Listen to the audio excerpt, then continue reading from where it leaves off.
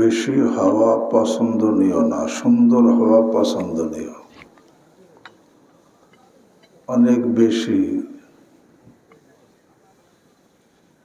কিন্তু সুন্দর না, এটা আল্লাহর কাছে কি না? অল্প কিন্তু সুন্দর, এটা আল্লাহর কাছে কি পছন্দনীয়।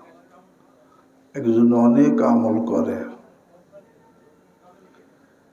কিন্তু সুন্দর না আল্লাহর কাছে, যেরকম ইখলাসের দরকার, যেরকম সুন্নতের দরকার, এইভাবে সে করে না, এমনি আমল করে। এই অনেক আমল করে কিন্তু এটা আল্লাহর কাছে পছন্দনীয়। একজন সামান্য আমল করে কিন্তু পুরা সুন্দর ইখলাসের সাথে সুন্নত তরিকা, এটা আল্লাহর কাছে পছন্দনীয়। লিয়াবলুয়াকুম আইয়ুকুম আহসানু আমালা, আল্লাহ তোমাদেরকে পরীক্ষা করবেন তোমাদের মধ্যে সুন্দর আমল কে করে। বেশি আমল কে করে এটা আল্লাহ বলেন নাই, কি বলছেন? সুন্দর আমল কে করে। ঠিক এমনি ভাবে লোক অনেক বেশি, অনেক বেশি লোক, এটা কোনো সফলতার দলিল না। আর লোক অনেক কম, এটা ব্যর্থতার কোনো দলিল না। আমার বুঝে আসে আর কিছু লাগে? আল্লাহ, তুমি নেককার হয়ে যা। প্রত্যেকে তো এইটাই বুঝি যে আমাকে এই যত কোরআন হাদিস ফিকহ যত কিতাব আছে, যত ওয়াজ নসিহাত সব কি কেন যে সবাই আমাকে বলে, কাকে বলে? আমাকে বলে যে তুমি কি হও? নেককার হও। এই কথাটা বুঝে দিকে আমল করে, আর কিছু লাগে? আর কিছু লাগে না। সে আল্লাহর সমস্ত হক আদায় করবে, বান্দার সমস্ত হক আদায় করবে। তুই যে বললাম যে সে গ্রাম্য লোকটা দোয়া করতেছে, আল্লাহুম্মা আদখিলনি ফি কালিলিন মিন ইবাদিক, আল্লাহ তোমার অল্প সংখ্যক বান্দাদের মধ্যে আমাকে শামিল করো। ওমর রাদিয়াল্লাহু তাআলা কান খাড়া করছে যে কি বলে। তখন জিজ্ঞেস করছে, ভাই তুমি কি বলতেছো, এর অর্থ কি? এর অর্থ হলো অকালিলুম মিন ইবাদিয়াশ শাকুর, অকালিলুম মিন ইবাদিয়াশ শাকুর, আমার বান্দাদের মধ্যে শুকরগুজার বান্দা বেশি না কম? আল্লাহ তাদের মধ্যে আমাকে শামিল করো। ইমানদার নেককার পরহেজগারের সংখ্যা কম, বেশি না কম? আল্লাহ তাদের মধ্যে আমাকে শামিল করো। এই জন্য কম হওয়া ব্যর্থ হওয়ার কোনো ব্যর্থতার কোনো প্রমাণ না, আর বেশি হওয়া সফলতার কোনো দলিল না। আল্লাহ, এই জন্য আপনারা কম দেখে মন ভাঙ্গার প্রয়োজন নাই। আমরা যদি আল্লাহ এরকম ভাবে আল্লাহর পছন্দনীয় হয়ে যেতে পারি প্রত্যেকে, তাহলে কমও আল্লাহর কাছে পছন্দনীয়। আর বিরাট জামাত। এবার বলো তো দেখি, জান্নাতীদের সংখ্যা বেশি হবে না জাহান্নামীর সংখ্যা বেশি হবে? জাহান্নামের সংখ্যা বেশি হবে। কত বেশি হবে? বুখারী শরীফের হাদিস, রাসূল করিম সাল্লাল্লাহু তাআলা আলাইহি ওয়াসাল্লাম ইরশাদ করেন, কিয়ামতের দিবসে আল্লাহ রাব্বুল আলামিন আদম আলাইহিস সালামকে ডাক দিবেন, ইয়া আদম বলে, হে আদম। তখন তিনি বলবেন, লাব্বাইকা রাব্বানা ওয়া সা'দাইক, আল্লাহ আমি উপস্থিত। তখন আল্লাহ বলবেন, আখরিজ মিন যুররিয়াতিকা বা'সান ইলান নার, হে আদম তোমার সন্তানদের থেকে, আমরা আমাদের আদি পিতাকে আদম আলাইহিস সালামের পরে কিয়ামত পর্যন্ত যত মানুষ আসছে কার সন্তান? এখন যারা আছে কিয়ামত পর্যন্ত আসবে সবাই কার সন্তান? এর মধ্যে পূর্বের যারা তারাও আদম আলাইহিস সালামের সন্তান, এখন যারা তারাও আদম আলাইহিস সালামের সন্তান, সামনে যারা আসবে তারাও কি, হোক না সে মুসলিম, হোক না সে ইয়াহুদ, নাসারা, খ্রিস্টান, বৌদ্ধ, নাস্তিক, মুশরিক, সবাই কার সন্তান? আল্লাহ বলবেন, আখরিজ মিন যুররিয়াতিকা বা'সান ইলান নার, হে আদম তোমার সন্তানদের থেকে জাহান্নামের গ্রুপকে বের করো। দুনিয়াতে বের করতে বলেন নাই, দুনিয়া তো পরীক্ষার হল। পরীক্ষার হলে যেই ছেলে লিখতেছে, স্যার দেখে যে ফেল করবে, তাকে কি বের করে দেয় হল থেকে? স্যার দেখতেছে একেবারে ফেল করবে, তাকে বেরও করে না, পৃথকও কি করে না, এবং তার সুযোগ সুবিধা বন্ধ কি কেন? পরীক্ষার হল। কিন্তু যখন ফল বের হয়ে যায়, তখন যে পাস করে ফেল করে একসঙ্গে থাকে না, পৃথক হয়ে যায়? পৃথক হয়ে যায়। এবার কিয়ামতের ময়দানে ফল বের হবে, তো এই জন্য আর একসঙ্গে দুনিয়াতে একসঙ্গে থাকতেছি, এক গ্রামে, এক মহল্লায়, এক পাড়ায়, এক বাড়িতে, এক ঘরে থাকতেছি। দেখা যায় একজন ইমানদার আর একজন ইমানদার না। আখিরাতে একসঙ্গে থাকতে পারবে? আল্লাহ আমাদেরকে হেফাজত করেন। আল্লাহ বলবেন, আমতাজুল ইয়াউমা আইয়ুহাল মুজরিমুন, আমতাজুল ইয়াউমা আইয়ুহাল মুজরিমুন। হে অপরাধীরা, তোমরা পৃথক হয়ে যাও, এখন আর একসঙ্গে থাকার সময় নেই।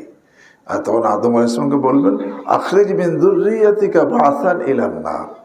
হে আদম, তোমার সন্তান, এই ছেলে মেয়ে, যুবক যুবতী সব কার সন্তান? তোমার এই সন্তানদের থেকে, ছেলে মেয়েদের থেকে জাহান্নামের গ্রুপকে বের করো। তখন আদম আলাইহিস সালাম বলবেন, ওমা বাতুন নার, আল্লাহ, জাহান্নামের গ্রুপ কি পরিমাণ বের করব, কি পরিমাণ বের করব? তখন আল্লাহ বলবেন, মিন কুল্লি মিয়াতিন তিসআতাও ওয়া তিসঈন। আর 100 জনের মধ্যে থেকে 99 জনকে জাহান্নামের জন্য বের করো। মানে শতকরা কয়জন? আল্লাহ আমাকে আপনাদের জাহান্নামের জন্য কয়জন? আর জান্নাতের একজন। তো জান্নাতীদের সংখ্যা, জাহান্নামীর সংখ্যা, কিন্তু জাহান্নামীর সংখ্যা এত বেশি, কিন্তু আল্লাহ তাদের প্রতি রাজি না নারাজ? আর একজন, তার প্রতি আল্লাহ রাজি না নারাজ? রাজি। এই জন্য কম সংখ্যক হওয়া, এটা কোনো ব্যর্থতার কোনো দলিল না। আর বেশি হওয়া, এটা সফলতার কোনো কি না দলিল না। হ্যাঁ, পছন্দনীয় লোক কমও হয়, আল্লাহর কাছে এর মূল্য আছে। আর অপছন্দনীয় লোক যদি অনেক বেশিও হয়, আল্লাহর কাছে কোনো কি নাই, মূল্য নাই। আল্লাহ আমাকে আপনাদের সকলকে আল্লাহ রাব্বুল আলামিনের পছন্দনীয় মানুষ হওয়ার তৌফিক দান করেন। আলহামদুলিল্লাহ, আলহামদুলিল্লাহ ওয়া কাফা ওয়া সালামুন আলা ইবাদিহিল্লাযীনা ইসতাফা। أما بعد فأعوذ بالله من الشيطان الرجيم. بسم الله الرحمن الرحيم.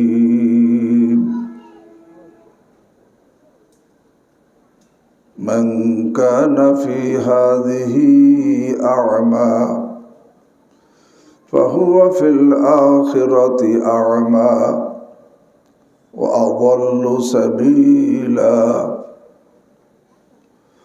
وقال النبي صلى الله تعالى عليه وسلم: حجبت النار بالشهوات وحجبت الجنة بالمكاره، أو كما قال عليه الصلاة والسلام.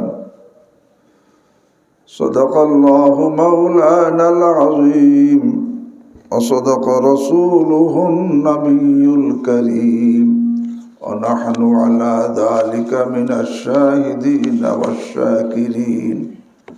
الحمد لله رب العالمين.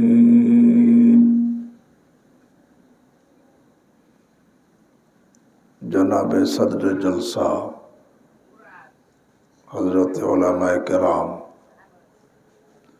मोहतरम हाजिरीन, আল্লাহ রাব্বুল আলামিন আরহামুর রাহিমিন মেহেরবানি করে আমাদেরকে শাদীপুর জামে মসজিদ ও যুব সমাজের উদ্যোগে আয়োজিত ওয়াজ মাহফিলে শরীক হওয়ার তৌফিক দান করেছেন। আলহামদুলিল্লাহ। এখানে ইতিপূর্বে যে কোরআন ও হাদিসের কথা আলোচনা হয়েছে এবং পরবর্তীতে হযরত মাওলানা আব্দুল জলিল হাবিবি সাহেব আলোচনা করবেন, ভালো আলোচক। আল্লাহ আমাদেরকে এই কোরআন ও হাদিসের সহি কথাগুলো মনোযোগ সহকারে শোনার এবং আমলের তৌফিক দান করেন। আমিন। মাঝে আমি কিছু সময় আপনাদের সামনে বসছি, আসলে আমি কোনো বক্তা না, কারণ বক্তা হতে হলে একে তো এলেমের প্রয়োজন,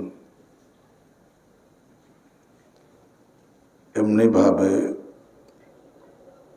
ভাষার প্রয়োজন, এমনিভাবে সুরের প্রয়োজন, জোরের প্রয়োজন, নূরের প্রয়োজন, কিছুই তো আমার কাছে নেই।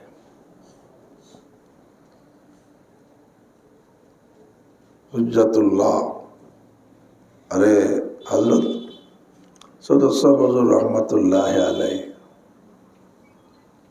কত বড় মানুষ, শামসুল হক ফরিদপুর রহমতুল্লাহ আলাইহি কত বড় এলেমওয়ালা। উনি কি বলেন যে নাচিজ শামসুল হক, কি বলেন?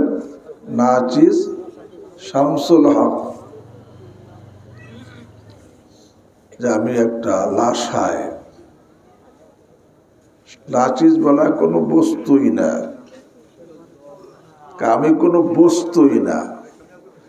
তো শামসুল হক ফরিদপুর রহমতুল্লাহ আলাইহি যদি কোনো বস্তুই না হয়, এত বড় এলেমওয়ালা, এত বড় আমলওয়ালা, তা আমি কি? হযরত ওনার উস্তাদ, ওনার শায়েখ হাকিমুল উম্মত মুজাদ্দিদে মিল্লাত শাহ আশরাফ আলী থানভী নওয়ারাল্লাহু মারকাদা, কত বড় মানুষ, কত বড় মানুষ। শামসুল হক ফরিদপুর রহিমাহুল্লাহ যার সোহবতে 17 বছর কাটাইছেন, হাফিজুর রহমতুল্লাহ আলাইহি, ফিজুর রহমতুল্লাহ আলাইহি, আতহার আলী রহমতুল্লাহ আলাইহি, আরে হাটাদের মাদ্রাসার বাণী হাবিবুল্লাহ সাহেব রহমতুল্লাহ আলাইহি যার খলিফা, সেই হযরত আশরাফ আলী থানভী রহিমাহুল্লাহ কত বড় মানুষ। কিন্তু উনি জীবনে কোনোদিন নিজেকে আলেমই বলেন নাই, যে আমি আলেম বলেন নাই, মানে আলেমের অনুভূতি, আমি যে আলেম এই এহসাস অনুভূতি ছিল না জীবনে, যে আমি আলেম কেমনে বলি।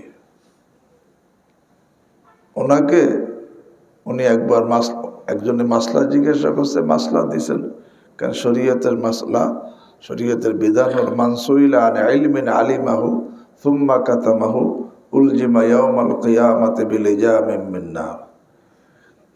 যাকে কোনো মাসআলা জিজ্ঞাসা করা হলো, যেটা সে জানে, এটা তাকে গোপন করার অধিকার নাই, গোপন করলে তার জন্য জাহান্নামের ধমকি, জাহান্নামের লাগাম তাকে পরানো হবে। তো ওনাকে মাসলা জিজ্ঞাসা করছে হযরত আশরাফ আলী থানভী রহমতুল্লাহকে, উনি মাসলা বলে দিয়েছেন। আর হক মাসলা বললে তো যারা না হকের উপর থাকে তাদের বিরুদ্ধে চলে যায় না, যাদের বিরুদ্ধে গেছে তারা হযরত থানভী রহিমাহুল্লাহর বিরুদ্ধে ইংরেজদের কোর্টে কেস দিছে।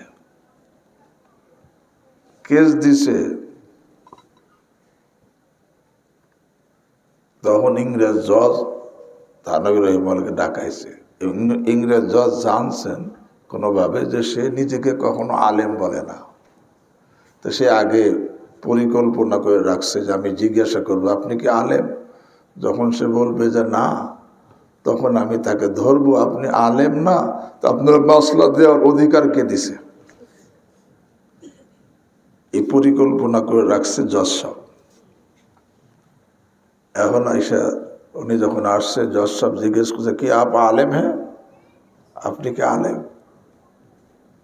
এখন যদি বলেন না, তাহলে হিকমতের খেলাফ হয়ে যায়।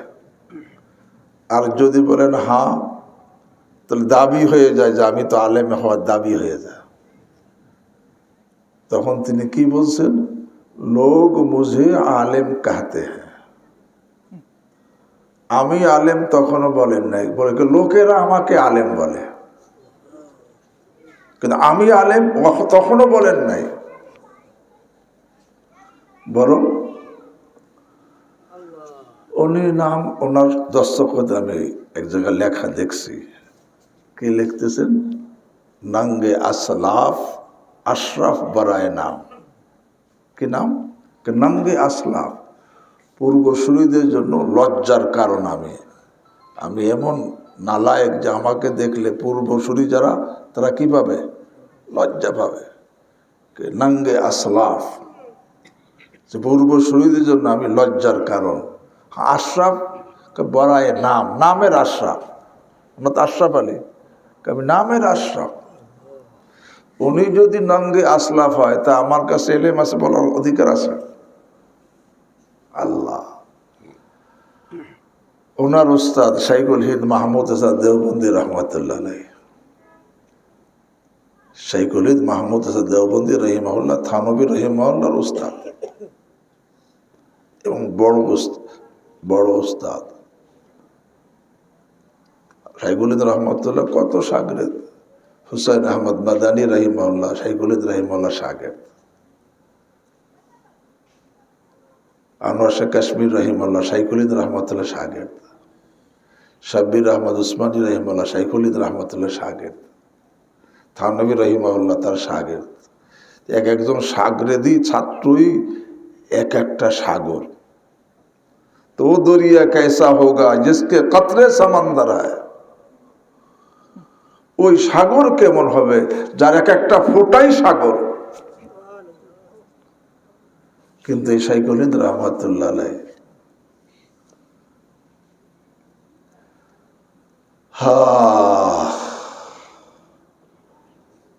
35 বছর হাদিসের খেদমত করছেন। 35 বছর।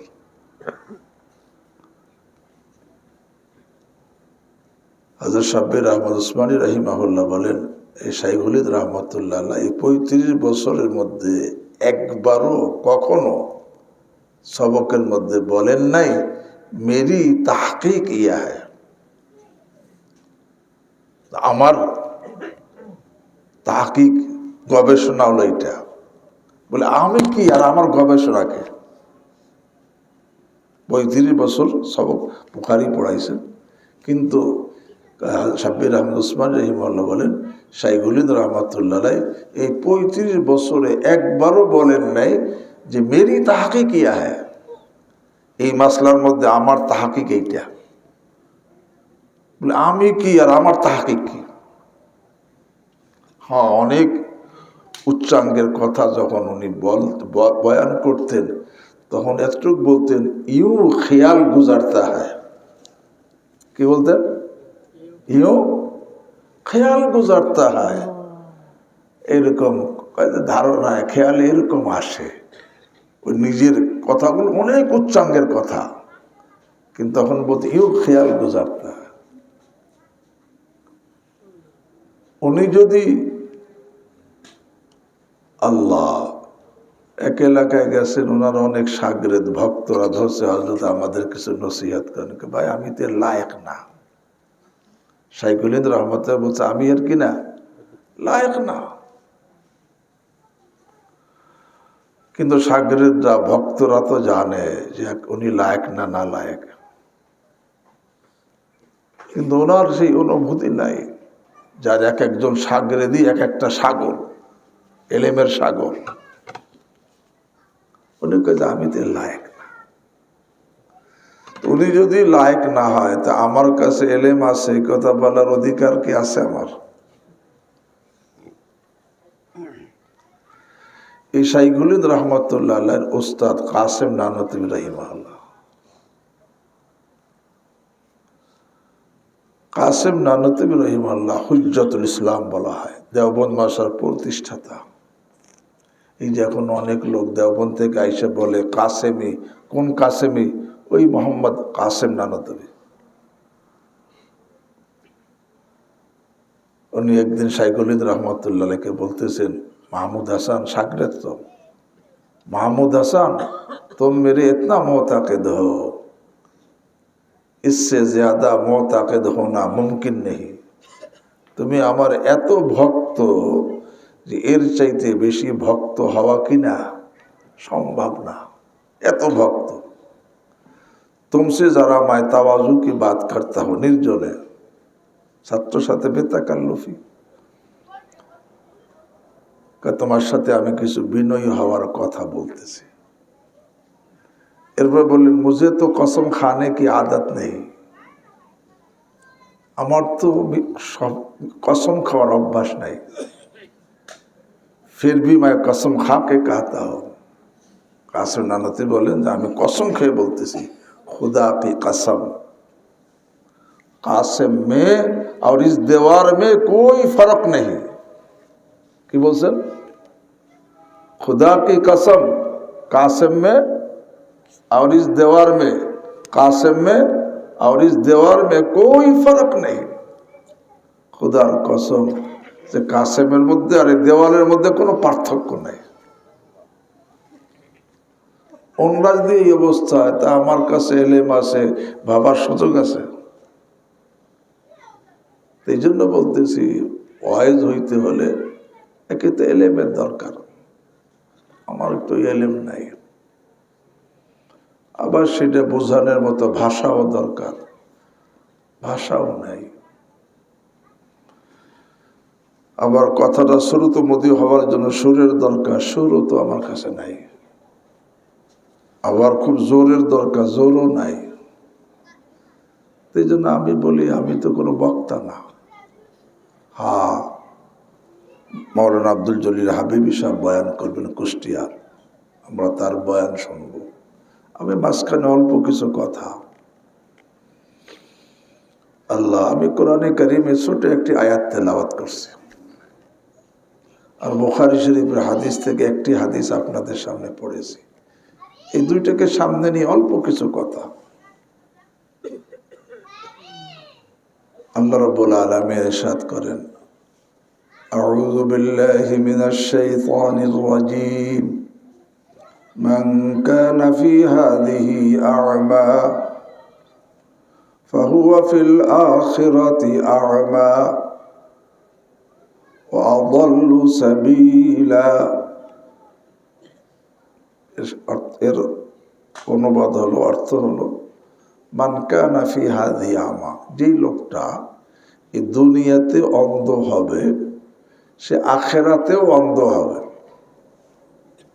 এবং সে পথভ্রষ্ট হবে। মান কানা ফি হাযিহি আ'মা, যেই লোকটা, পুরুষ হোক, মহিলা হোক, যুবক হোক, যুবতী হোক, ধনী হোক, গরিব হোক, আল্লাহ বলেন যে দুনিয়াতে অন্ধ হবে, সে আখিরাতেও কি অন্ধ হবে। কোরআনের আয়াতের শাব্দিক তর্জমা কি? এই আয়াত যখন নাজিল হয়েছে, এক অন্ধ সাহাবী, তার নাম আব্দুল্লাহ ইবনে উম্মে মাকতুম রাদিয়াল্লাহু তাআলা আনহু। আব্দুল্লাহ ইবনে উম্মে মাকতুম রাদিয়াল্লাহু তাআলা আনহু, অন্ধ সাহাবী। উনি পেরেশান হয়ে গেছে, কারণ কোরআনে আল্লাহ আয়াত নাজিল করেছেন যে দুনিয়াতে অন্ধ হবে, সে আখিরাতেও কি? উনি তো কি ছিলেন? এই জন্য পেরেশান হয়ে গেছে। পেরেশান হয়ে বলতেছি, ইয়া রাসূলুল্লাহ, ফাআনা ফিদ দুনিয়া আ'মা আফা আকুনু ফিল আখিরাতি আ'মা, আমি তো দুনিয়াতে অন্ধ, আখিরাতেও কি অন্ধ হব?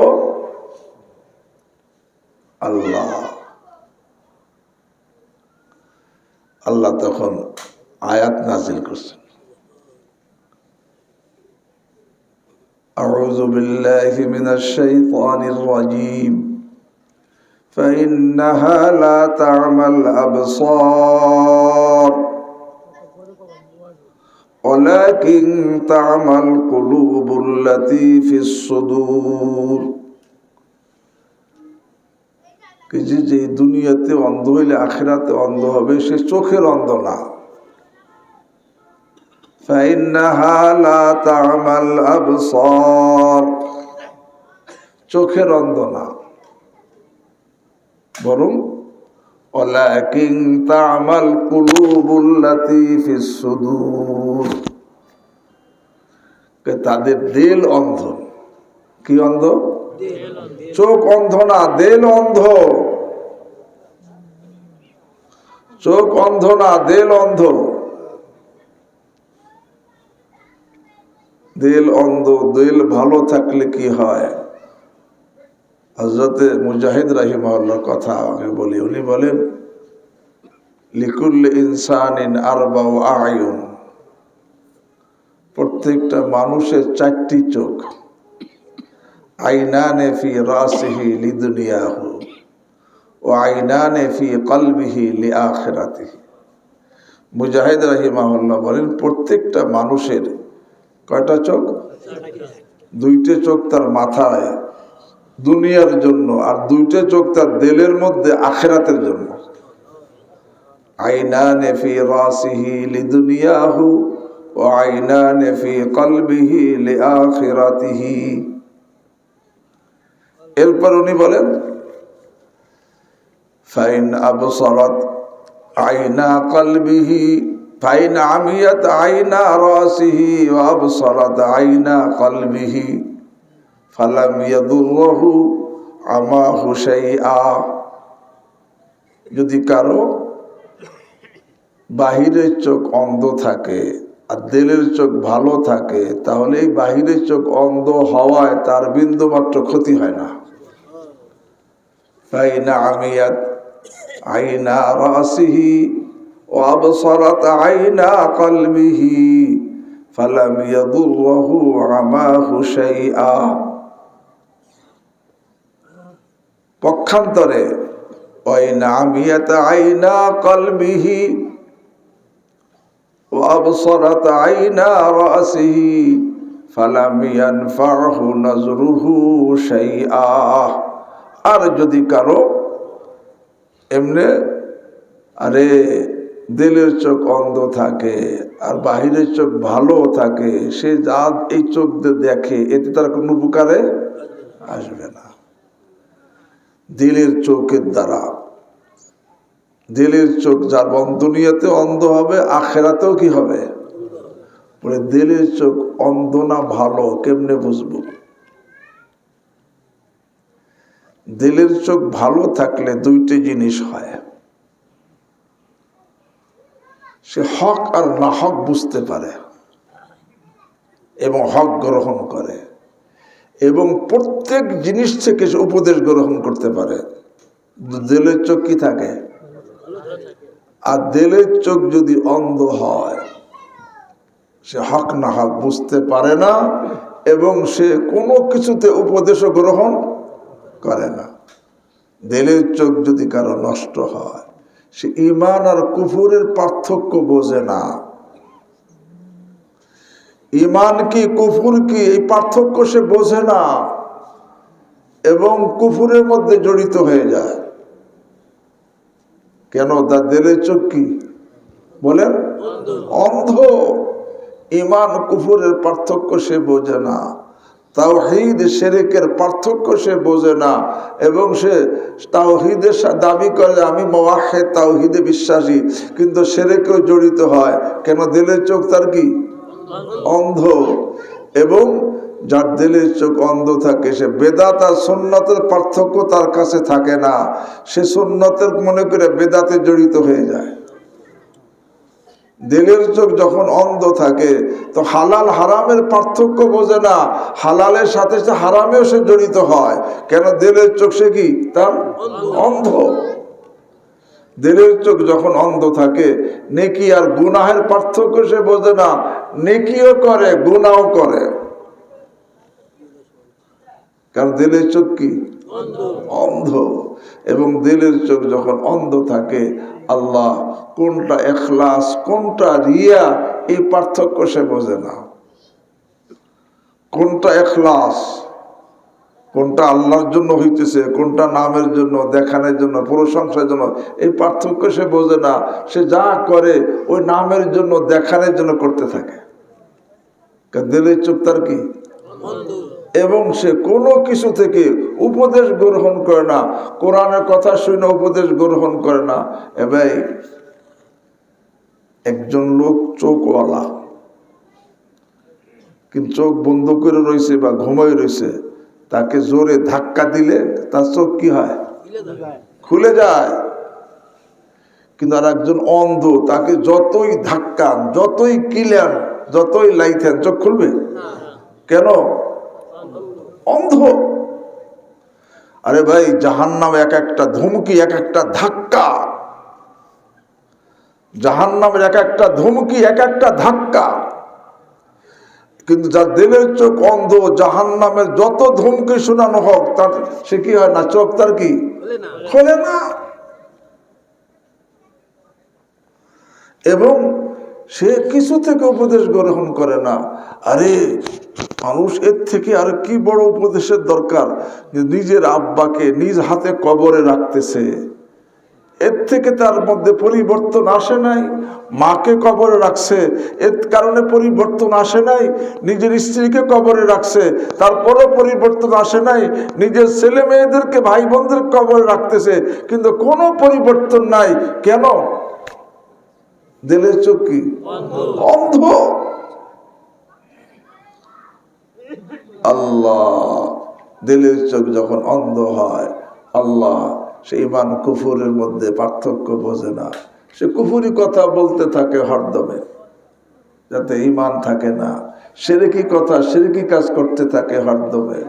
আরে বেদাতের মধ্যে জড়িত থাকে, হালালের সাথে হারামের মধ্যে জড়িত থাকে, হারামের মধ্যে সে জড়িত। যত লোক হারামে জড়িত, তাদের দিলের চোখ কি অন্ধ। যত লোক কবিরা গুনায় জড়িত, তাদের দিলের চোখ কি?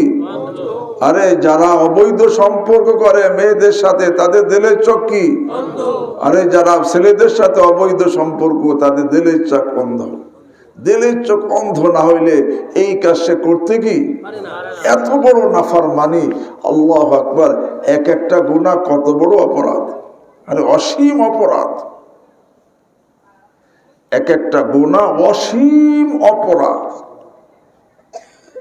এই জন্য তো এক একটা গুনার শাস্তি আখিরাতে কি হবে?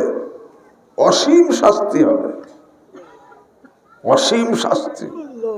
বলে অসীম অপরাধ কেন? আমি এটা ছোট গুনাহ করলাম, তো এত অসীম অপরাধ হলো কেন? এ ভাই, আমি কার হুকুম লঙ্ঘন করছি? তিনি কত বড়! আল্লাহু আকবার। তার বড়ত্বের কোনো কি নাই? শেষ নাই। সুতরাং তার প্রত্যেকটা আদেশের গুরুত্বের কোনো শেষ নাই, নিষেধের কোনো গুরুত্বের শেষ নাই। সেই আদেশ লঙ্ঘন করলে, সেই নিষিদ্ধ কাজ করলে স্বাভাবিক অপরাধ না অসীম অপরাধ?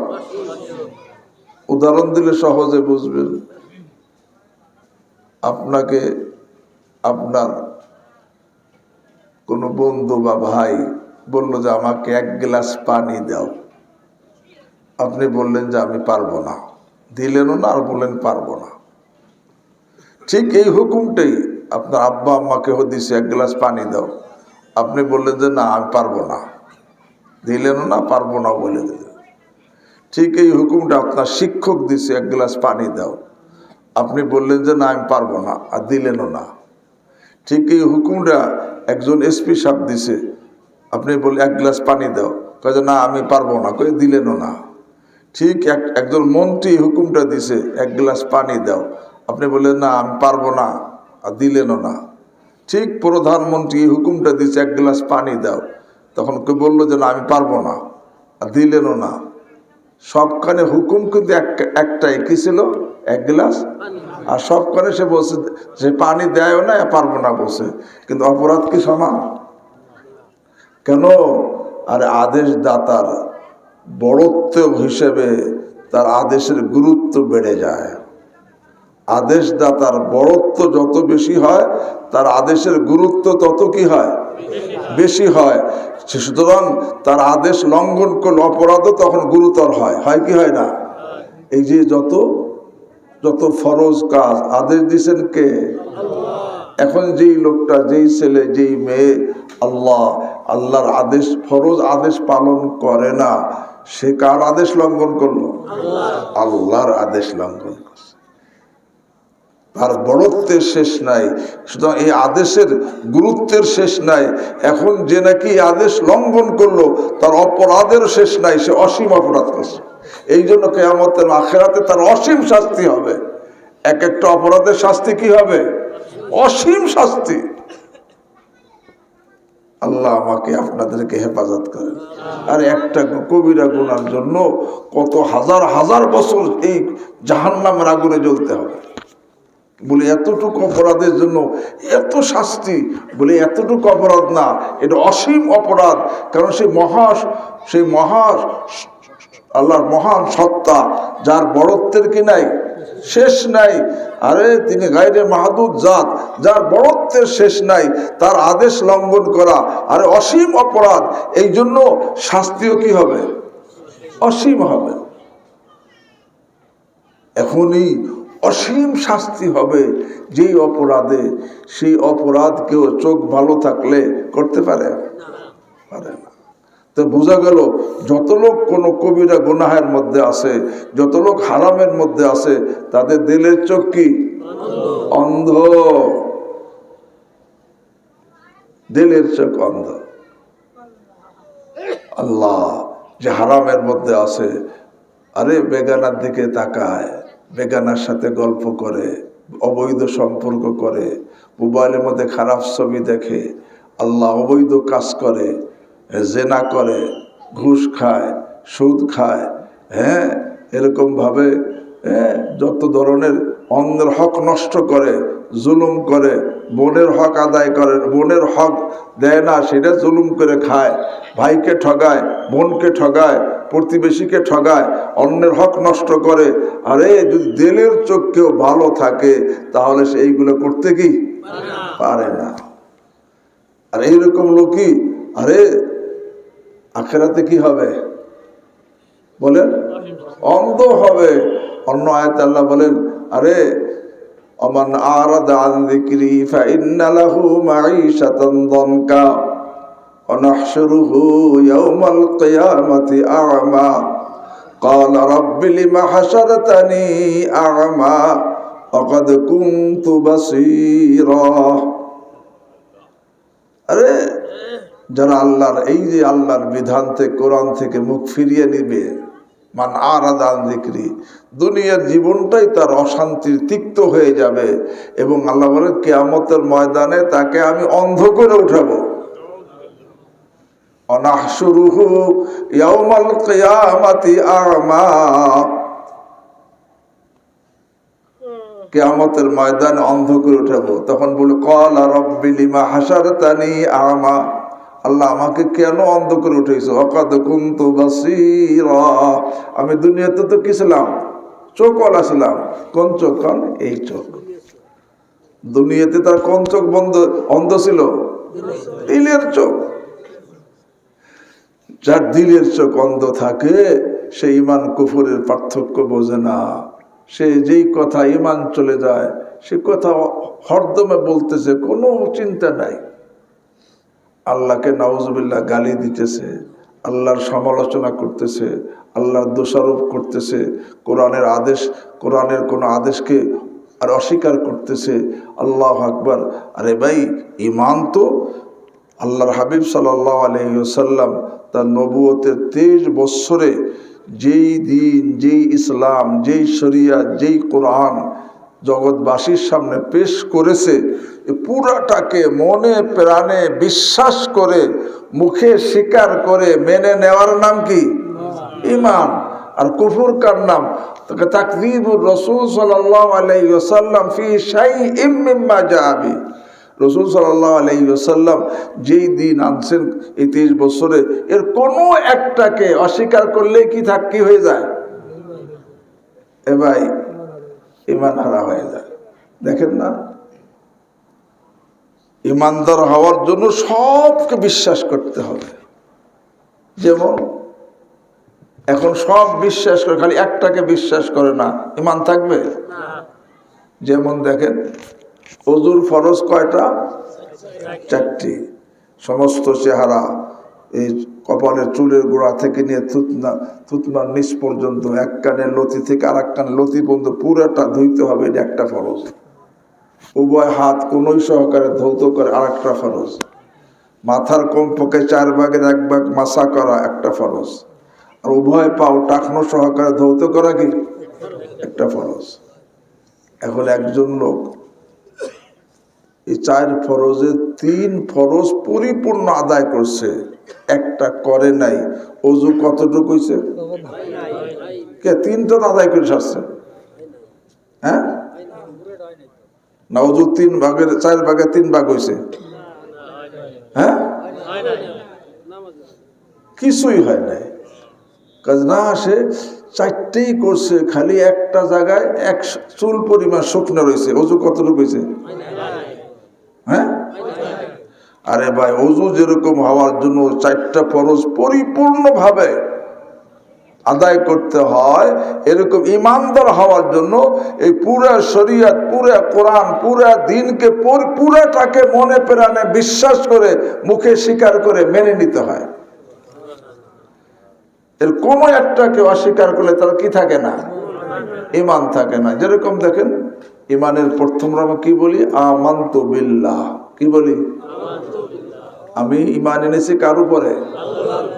এই আল্লাহর উপর ইমান আনছি। অর্থ 1 নম্বর, আল্লাহ যে আছেন,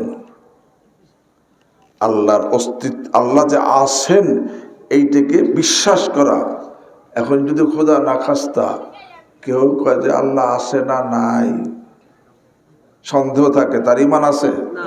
আরে বিশ্বাস করতে হবে একেবারে একইনি ভাবে যে আল্লাহ আছেন। অনেকে কয় যে আল্লাহ আছেন দেখি না দি। ভাই, আপনাদেরকে জিজ্ঞাসা, আমাদের মধ্যে আত্মা, রূহ আছে না নাই? কে কে দেখছেন? এই দুনিয়ার কোন বৈজ্ঞানিক দেখছে? কোন ডাক্তার দেখছে? কোন কবিরাজ দেখছে? আমারটা আমি দেখছি।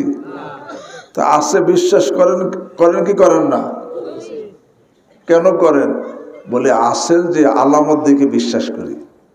আত্মা আছে দেখেই তো চোখ দ্বারা তাকাইতেছে, জবানে কথা বলতেছে, হাত নড়তেছে, পাও চলতেছে, বিবেকে কাজ করতেছে, মুখে কথা হইতেছে। বোঝা গেল তার ভিতরে কি আছে? আত্মা আছে, রূহ আছে। অথচ কেহ কি দেখে নাই, কেহ দেখে নাই। তারপরেও সবাই 100 ভাগের 100 ভাগ বলে যে লোকটার ভিতরে কি আছে? রূহ আছে। না দেখা সত্ত্বেও আছে কেন বিশ্বাস করে? আলামত দেখে। এবার আল্লাহ আছেন, তার কি আলামত নাই? কদ জাআকুম বাসাইরু মির রাব্বিকুম, কদ জাআকুম বাসাইরু মির রাব্বিকুম। এই জগতের প্রত্যেকটা জিনিস দ্বারা আল্লাহর অস্তিত্ব বুঝে আসে। অফি কুল্লি শাইইন লাহু আয়াতুন তাদুল্লু আলা আন্নাহু ওয়াহিদুন। প্রত্যেকটা জিনিস দেখলে, আরে এই যে একটা আঙ্গুঠা, এই যে আঙ্গুলের ছাপ, এইটুক চিন্তা করেন যে কত বড় কারিগর। এই কোটি কোটি মানুষ একজনের আঙ্গুলের ছাপের সাথে আর এক আঙ্গুলের ছাপ কি নাই? এটা অটোমেটিক হয়েছে না কোনো বানানেওয়ালা আছে? আছে। এই যে এখানে কে করছেন? আল্লাহ। ফাতাবারাকাল্লাহু আহসানুল খালিকিন। তো বলতেছিলাম, আরে প্রত্যেকটা জিনিসের মধ্যে, প্রত্যেকটা জিনিস দেখে স্রষ্টাকে কি করা যায়? চেনা যায়। কবি বলে কি, আল বারাতু তাদুল্লু আলাল বাঈর ওয়া আথারুল কদামি তাদুল্লু আলাল মাসিল ফাল আরদু যাতু ফিজাজ ওয়াস সামাউ যাতু আবরাজ ওয়াল বিহারু যাতু আমওয়াজ ফাকাইফা লা তাদুল্লু আলাল লাতীফিল খাবীর। কাজে উটের লেজ দেখলে এখান থেকে উট গেছে বুঝে আসে না? হ্যাঁ, উটের লেজ দেখলে উট বুঝে আসে, পদচিহ্ন দেখলে পথিক বুঝে আসে, তাহলে আরে ফাসসামাউ এরকম ভাবে এই এত রাস্তা বিশিষ্ট, পথ বিশিষ্ট পৃথিবী, এই পথগুলো কি অটোমেটিক হয়েছে না কেউ বানাইছে? কুদরতি ভাবে বানাইছে। সাগর এবং রাস্তা সব আল্লাহর পক্ষ থেকে। বলে আমরা তো মাঝখান থেকে কাটছি, কিন্তু আগে যে রাস্তা ছিল এক দেশেতে আর এক দেশে যাইতো, সেখানে পথ ছিল, এগুলা এই পথগুলো আল্লাহর পক্ষ থেকে নিজ করা বানানো। দেখেন এই পথ বিশিষ্ট পৃথিবী, এই কক্ষপথ বিশিষ্ট আকাশ এবং তরঙ্গ বিশিষ্ট সাগর, এইটা দেখে স্রষ্টা বুঝে আসে না? আল্লাহু আকবার। এই জন্য প্রত্যেকটা জিনিস দ্বারা আল্লাহর অস্তিত্ব বুঝে আসে। এই জন্য যদি কেউ নাউজুবিল্লাহ এই সন্দেহ করে যে নাউজুবিল্লাহ আল্লাহ আছে না নাই, তার কি নাই? আমানতু বিল্লাহর মধ্যে প্রথম হলো যে আল্লাহ যে আছেন, এটি 100 ভাগের 100 ভাগ বিশ্বাস করা, আল্লাহর অস্তিত্বে বিশ্বাসী হওয়া।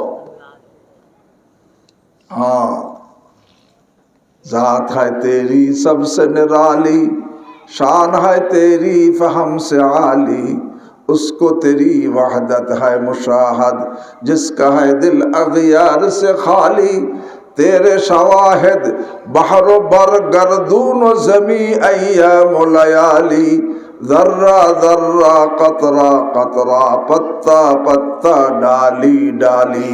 আর সব কিছু আল্লাহর অস্তিত্বের দলিল। 1 নম্বর আমানতু বিল্লাহ, আল্লাহ আছেন, এটাকে বিশ্বাস করতে হবে। আরে সন্দেহ যে করবে তার কি নাই? ঈমান নাই। 2 নম্বর আল্লাহ আছেন কয়জন? ওয়াহদাহু লা শারীকা লা, তিনি একক, তার কোনো কি নাই? অংশীদার নাই। এটা বিশ্বাস করতে হবে, তিনি একক। মক্কার মুশরিকরা আল্লাহ আছেন বিশ্বাস করত, কিন্তু একত্ববাদ কি করতো না? বিশ্বাস করতো না। আল্লাহ আছেন, আল্লাহ কোরআনে বলেন ওয়ালা ইন সাআলতাহুম মান খালাকাস সামাওয়াতি ওয়াল আরদা লা ইয়াকুলুন্না আল্লাহ, যদি আপনি তাদেরকে জিজ্ঞাসা করেন আসমান জমিন কে সৃষ্টি করেছে, অবশ্যই তারা উত্তর দিবে আল্লাহ করেছে। তা আল্লাহ আছেন তারা বিশ্বাস করত, কিন্তু একত্ববাদকে কি করতো না? বিশ্বাস করতো না। আল্লাহ আছেন কয়জন? ওয়াহদাহু লা শারীকা লা, তিনি একক। আরে সত্তার দিক দিয়েও একক, গুণের দিক দিয়েও একক, তার কোন অংশীদার নাই। ওয়াহদাহু লা শারীকা লা, তার কোন অংশীদার নাই। ইবাদতের মধ্যে তার অংশীদার নাই, সিজদার মধ্যে তার অংশীদার নাই, রুকুর মধ্যে তার অংশীদার নাই, মান্নত মানতে হবে তার নামে, এর মধ্যে কোন অংশীদার নাই। সন্তান দেন তিনি একা, তাই সন্তান দেওয়ার মধ্যে তো কোনো অংশীদার নাই। আরে শেফা দেন তিনি একা, শেফা দেওয়ার মধ্যে কোনো অংশীদার নাই। সম্পদ দেনেওয়ালা তিনি একা, রিজিক দেন তিনি, ইন্নাল্লাহু হুয়ার রাজ্জাক, একমাত্র রিজিক দাতা কে? আল্লাহ। এই রিজিক দেওয়ার মধ্যে তার কোনো কি নাই? অংশীদার নাই। এখন যদি কেউ ইবাদতের মধ্যে আল্লাহর সাথে কাউকে শরীক করে, ঈমান কে হইল? হইল না। ভাই আল্লাহ শিরককে এত বেশি অপছন্দ করেন, এত বেশি অপছন্দ করেন, আল্লাহ নিজে জানাইছেন আরে ইন্নাল্লাহা লা ইয়াগফিরু আন ইউশরাকা বিহি, যে লোকটা শিরকের গুনাহ নিয়ে কবরে যাবে কোনদিন আল্লাহ তাকে ক্ষমা করবেন না। অন্য আয়াতে বলেন ইন্নাহু মান ইউশরিক বিল্লাহ ফাকাদ হারামাল্লাহু আলাইহিল জান্নাহ, যে আল্লাহর সাথে কাউকে শরীক করবে আল্লাহ তার জন্য জান্নাত হারাম করে দিয়েছেন। বড় শিরক যদি নিয়ে মারা যায়, আল্লাহু আকবার, বড় শিরক নিয়ে মারা গেলে আল্লাহ তাকে কোনোদিন ক্ষমা করবেন না, কোনোদিন ক্ষমা করবেন না। কারণ আমানতু বিল্লাহর মধ্যে যে আমি আল্লাহর যেরকম অস্তিত্ব বিশ্বাসী হয়েছি, তার একত্ববাদেও কি বিশ্বাসী। এখন সে আল্লাহর সাথে অন্যকে শরীক করছে, তার একত্ববাদ কি হয়ে গেছে? নষ্ট হয়ে গেছে, তার ঈমান চলে গেছে। আর ছোট শিরকও আল্লাহ কি পরিমাণ নারাজ জানেন? ছোট শিরক আল্লাহ কি পরিমাণ, ছোট শিরক কি জানেন? ছোট শিরক হলো দেখানোর জন্য, নামের জন্য কোনো নেক আমল করা, আমি বয়ান করলাম দেখানোর জন্য, নামের জন্য, প্রশংসার জন্য। দান করলাম দেখানোর জন্য, নামের জন্য, প্রশংসার জন্য। হাদিসে আছে মান সাল্লা ইরাই ফাকাদ আশরাকা। আবু দাউদ শরীফের হাদিস। এক লোক নামাজ পড়ছে তবে দেখানোর জন্য, যাতে লোকেরা বলে যে লোকটা কি খুব মুসল্লি, এই লোকটা নামাজি, এই জন্য সে নামাজ পড়ছে। দুনিয়ার সবাই কবে সে কি করছে? নামাজ পড়ছে। কিন্তু আল্লাহ রসুল সাল্লাল্লাহু আলাইহি ওয়াসাল্লামের ফতোয়া কি? ফাকাদ আশরাকা, সে শিরকি কাজ করছে। ওমান সামা ইউরাই ফাকাদ আশরাকা। একজন রোজা রাখছে দেখানোর জন্য, দুনিয়ার সবাই কয় সে রোজাদার, সে ইফতার পার্টি করতেছে, সব কিছু করতেছে, কিন্তু আল্লাহ হাবিব বলেন সে তো শিরকি কাজ করছে। ওমান তাসাদ্দাকা ইউরাই ফাকাদ আশরাকা, যে নাকি দান করছে দেখানোর জন্য, আল্লাহর হাবিব বলেন সে তো শিরকি কাজ করছে। এই দেখানোর জন্য, নামের জন্য, প্রশংসার জন্য কোনো আমল করা, এটা ছোট শিরক। এর দ্বারা সে চিরকালে জাহান্নামী তো হবে না, তার আমল নষ্ট হবে এবং সে আসামি হবে। কি পরিমাণ আসামি হবে, কি পরিমাণ আসামি হবে! মুসলিম শরীফের হাদিস। আল্লাহ 1 নম্বর আলেম কারি, যে নামের জন্য আলেম কারি হইছে। 2 নম্বর দাতা, যে নাকি নামের জন্য, দানবীরের নামের জন্য দান করছে। 3 নম্বর শহীদ, নামের জন্য শহীদ হইছে। আল্লাহর হাবিব সাল্লাল্লাহু আলাইহি ওয়াসাল্লাম ইরশাদ করেন, আল্লাহ এদের প্রতি এত অসন্তুষ্ট হবেন, এত রাগান্বিত হবেন যে আল্লাহ এরকম ভাবে প্রথমেই তাদেরকে জাহান্নামে দিবেন। এটা ছোট শিরক। রিয়ার সাথে দেখানোর জন্য, নামের জন্য কোনো কিছু করা। এ ভাই, নেক আমল করতে হবে শুধু কার জন্য? শুধুমাত্র, কেবলমাত্র, একমাত্র আল্লাহর জন্য। ওয়াজ দিব তো আল্লাহর জন্য, ওয়াজ করব তো আল্লাহর জন্য, দান করব তো আল্লাহর জন্য, মসজিদ বানাবো তো আল্লাহর জন্য, শুধুমাত্র আল্লাহর জন্য। হ্যাঁ, যে আল্লাহর জন্য করে তার নাম প্রশংসা বেশি হয়। আল্লাহ বলেন তুই আমার জন্য কর, আমি তোর জন্য করব। ওই হযরত কাসেম নানতুবী রাহিমাহুল্লাহর কথা বললাম, উনি কেমন ছিলেন জানেন? যিনি এই দেওবন্দ মাদ্রাসার প্রতিষ্ঠাতা মোহাম্মদ কাসেম নানতুবী রহমতুল্লাহ আলাইহি, ওনার আমল ছিল কি, যেখানে কাজের জায়গায় সকলের আগে, আর যেখানে নামের জায়গায় সকলের পিছনে। উনি কি করতেন? কাজের জায়গায় সবার আগে, আর নামের জায়গায়। আমরাও কি হয়েছে, আমাদের অবস্থা কি? আরে কাজের জায়গায় সবার পিছনে, নামের জায়গায় সবার আগে, যে আমার নামটা হোক। কিন্তু ওনারটা ছিল কি, আরে কাজের জায়গায় সবার আগে থাকতেন, নামের জায়গায় সকলের পিছনে। এবং উনি আল্লাহ সফরে বের হইলে সাথীদেরকে বলতেন, কারো কাছে আমার পরিচয় দেবা না, যে আমার নাম বলবা না। উনি নামে তো পুরো দেশে সবাই চেনে, বড় মৌলানা চেনে সবাই ওনাকে নামে, কিন্তু উনি থাকতেন ছদ্মবেশে। কোথাও সফরে গেলে সাথীদেরকে বলতেন, সফর সঙ্গীদেরকে বলতেন, কারো কাছে আমার নাম বলবা না। ওনাকে যদি কেউ জিজ্ঞেস করতো যে আপনার নাম কি, কারণ আল্লাহওয়ালার চেহারা দেখলে তো বুঝে আসে না। মর্দে হাক্কানি কা পেশানি কা নূর, মর্দে হাক্কানি কা পেশানি কা নূর, কব ছুপা রাহতা হায় পেশে জি শুউর। মর্দে হাক্কানি কা পেশানি কা নূর, কব ছুপা রাহতা হায় পেশে জি শুউর। আর যে হাক্কানি আল্লাহওয়ালা হয়, তাদের চেহারা নূর কখন গোপন থাকে, সে যত ঢাকতে থাকে তারপরে সে প্রকাশ হয়ে যায়। মর্দে হাক্কানি কা পেশানি কা নূর, কব ছুপা রাহতা হায় পেশে জি শুউর। হ্যাঁ ভাই, তখন উনি যখন বলতে নাম কার কাছে বলবো না, ওনাকে জিজ্ঞেস করতে আপনার নাম কি, আমার নাম খোরশেদ আলম। কারণ বাড়ি কোথায়? এলাহাবাদ।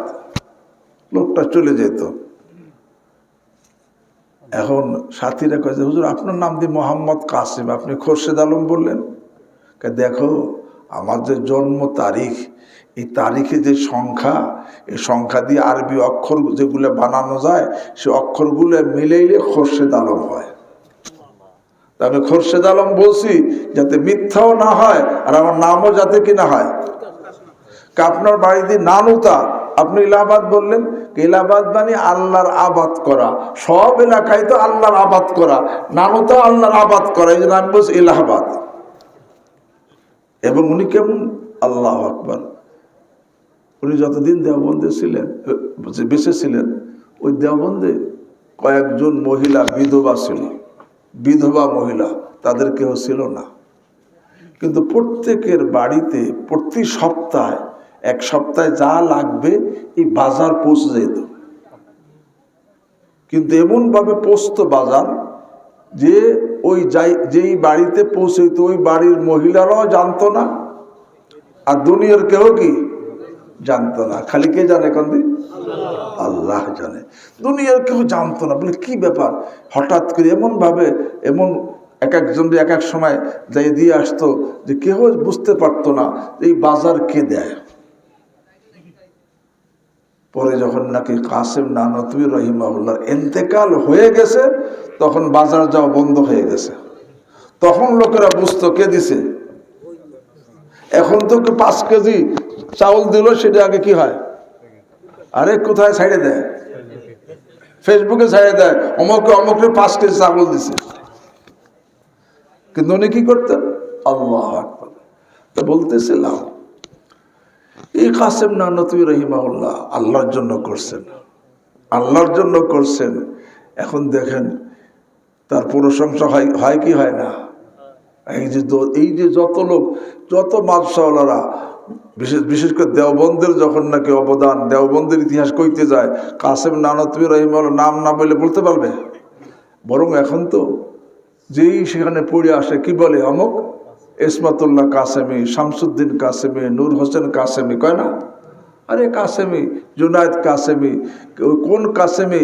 যেই কাসেম তার নামকে গোপন করতো সেই কাসেম। কেন? আল্লাহকে, বান্দা তুই আমার জন্য কর, আমি তোর জন্য করব।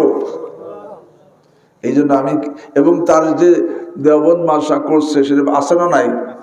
শুধু আছে নাকি? দুনিয়ায় যত মাদ্রাসা, কওমি মাদ্রাসা, সবটার মা কোনটা? আর মা দেওবন্দ। কেমন কেমন হওয়া হয়েছে। এই জন্য আমি বলি আল্লাহর জন্য করলে কামও হয়, নামও হয়, দুনিয়াও হয়, আখেরাতও হয়। আর নামের জন্য করলে নামও হয় না, কামও হয় না, দুনিয়াও হয় না, আখেরাতও হয় না। হ্যাঁ ভাই, এই জন্য দিলের চোখ যদি ভালো থাকে, আল্লাহ বলতেছিলাম, দিলের চোখ ভালো থাকলে তখন সে রিয়ার মধ্যে, রিয়াটাও ছোট শিরক, সে দেখে এটি বিরাট মারাত্মক শিরক। এর কারণে কি পরিমাণে ভীতু থাকে। এক বুজুর্গ আল্লাহওয়ালা কাঁদতেছেন, চোখ দিয়ে পানি পড়তেছে, হঠাৎ দেখা যায় পানির জায়গায় রক্ত বের হয়ে গেছে। হাইকুনার জাকার রহমতে লেখছেন যে পানির পরিবর্তে রক্ত বের হয়ে গেছে। এখন লোকেরা জিজ্ঞেস করছে, হযরত আপনার চোখ দিয়ে রক্ত বের হয়ে গেছে, কিসের কি কারণ? দেখো আগে আমি যখন কাঁদতেছিলাম চোখ দিয়ে পানি বের হইতেছিল, পরে হঠাৎ ভয় সৃষ্টি হয়েছে, না জানি আমার এই কান্নাটা রিয়ার কান্না হয় কিনা। তো রিয়ার কান্না হইলে, দেখানোর কান্না হইলে তো এই কান্নাই আমাকে জাহান্নামে নিয়ে যাবে, এই ভয়ে রক্ত বের হয়ে গেছে। এই জন্য ভাই, আল্লাহ আকবার, এই জন্য বলতেছিলাম যে এখানে দিলের চোখ ভালো থাকলে তখন তো সে ইমানের উপর থাকে। কুফুরের কাজ, কুফুর, সে ইমান কুফুর বোঝে, ইমান গ্রহণ করে। আরে তাওহিদ শিরক বোঝে, তাওহিদ গ্রহণ করে। বেদাত সুন্নত বোঝে, সুন্নত গ্রহণ করে। হালাল হারাম বোঝে, হালাল গ্রহণ করে। এখলাস রিয়া বোঝে, এখলাস সে গ্রহণ করে, এবং সে কোনো গুনাহের কাজ জড়িত কি হয় না। আর যার দিলের চোখ অন্ধ হবে, আখিরাতেও কি হবে? তবে দিলের চোখ খুলতে কে কে রাজি? আল্লাহ আমাকে আপনাদের সকলকে তৌফিক দান করেন। হ্যাঁ, এই জন্য দিলের চোখ খোলা তো সহজ কথা, হাদিস বলে তো তর্জমা করে শেষ করি। আল্লাহ হাবিব বলেন, আরে হুজিবাতিন নার বিশ শাহাওয়াত ওয়া হুজিবাতিল জান্নাতু বিল মাকারিহ, যত অবৈধ মন চাহি জিনিস, অবৈধ মন চাহি জিনিস, এর দ্বারা জাহান্নামকে ঘিরে রাখা হয়েছে। যত অবৈধ গুনাহের কাজ, এর দ্বারা কাকে ঘিরে রাখা হয়েছে? জাহান্নামকে। আর যত মন বিরোধী জিনিস, এর দ্বারা জান্নাতকে ঘিরে রাখা হয়েছে। এবার দিলের চোখ ভালো থাকলে সে গুনাহকে মজা দেখে না, গুনার পিছনে জাহান্নাম দেখে। যে এই যে আমি অবৈধ সম্পর্ক করতেছি, এর পিছনে কি? এই যে ঘুষ খাইতেছি, এর পিছনে কি? এই যে সুদ খাইতেছি, এর পিছনে কি? এই যে আমি এরকম জেনা করতেছি, এর পিছনে কি? এরকম মোবাইলের মধ্যে খারাপ ছবি দেখতেছি, এর পিছনে কি? এরকম বোনের হক নষ্ট করতেছি, এর পিছনে কি? আরে তখন সে দিলের চোখ ভালো থাকলে সেই আরে জাহান্নামের মধ্যে ঝাঁপায় পড়তে কি পারে না, সে গুনাহের মধ্যে জড়িত হইতে পারে না। আর দিলের চোখ অন্ধ থাকলে সে ওর মধ্যে কি পড়ে? ঝাঁপাই পড়ে। হ্যাঁ, দিলের চোখ অন্ধ ভালো থাকলে সে যত নেক আমল দেখেছে, এই যত নেক আমল করা মন বিরোধী, কিন্তু দেখে মন বিরোধী হইলে কি হবে? এর পিছনে জান্নাত। এই মন বিরোধী জিনিসের পিছনে কি? তখন সে এই মন বিরোধী দেখে না, দেখে জান্নাত দেখে। তখন সে কোনো নেক আমল ছাড়তে কি এবং কোনো গুনাহের কাজ করতে কি, যার দিলের চোখ ভালো থাকে সে প্রত্যেক নেক আমলের পিছনে জান্নাত দেখে এবং সে প্রত্যেক গুনাহের পিছনে জাহান্নাম দেখে। এই জন্য দিলের চোখ যার ভালো থাকে সে কোনো নেক আমল, আল্লাহর কোনো আদেশ ছাড়তে পারে না এবং আল্লাহর কোনো নিষিদ্ধ কাজ করতে কি পারে না। আল্লাহ আমাদেরকে এই দিলের চোখ ভালো করা, দিলের চোখ খোলার তৌফিক দান করেন। আমরা এখানে যে আমরা বয়ান শুনবো